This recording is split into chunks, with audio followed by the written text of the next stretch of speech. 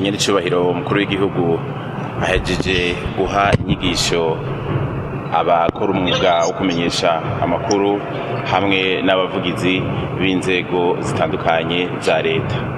Nk'uko yari yabemereye, hari haciye amezi 3 baronse inyigisho, bakaba basubiye guca hirya no hino ibijanye no kuzirikana igihugu cacu, ariko cyane cyane bikagenda vyisunga umwuga wo kutangaza umwuga wo kumenyesha amakuru.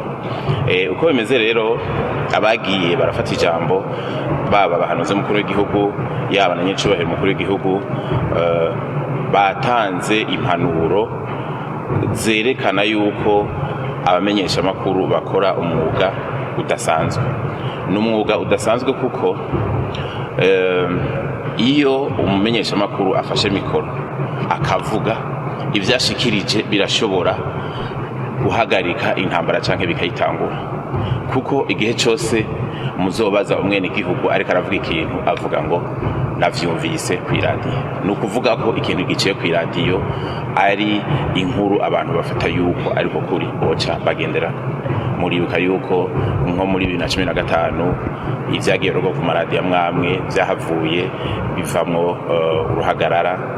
Muribuka yuko no muri kahise kavuba cyane gose hariho amenyesha amakuru amwe namwe bagiye baravuga ibidashemeye kubijanye n'ibwirizwa shingiro ryariko ririgishwa canke riko rirategurwa.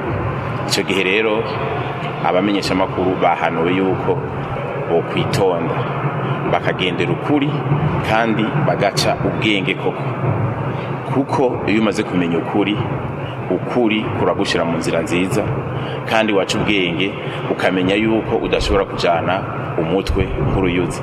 Ico ni ikintu rero gikomeye yaba nyiricubahiro umukuru w'igihugu, yaba n'abandi bose batanze inyigisho zitandukanye bagiye barashikako, bakaba babwiye abamenyesha amakuru yuko bakwiye gufata umwuga wabo yuko ari umwuga ahubwo utangura mbere yuko ikintu kiba, wategerezwa gukora ahubwo kugira ngo ibintu bihinduke ariko mu nzira nziza.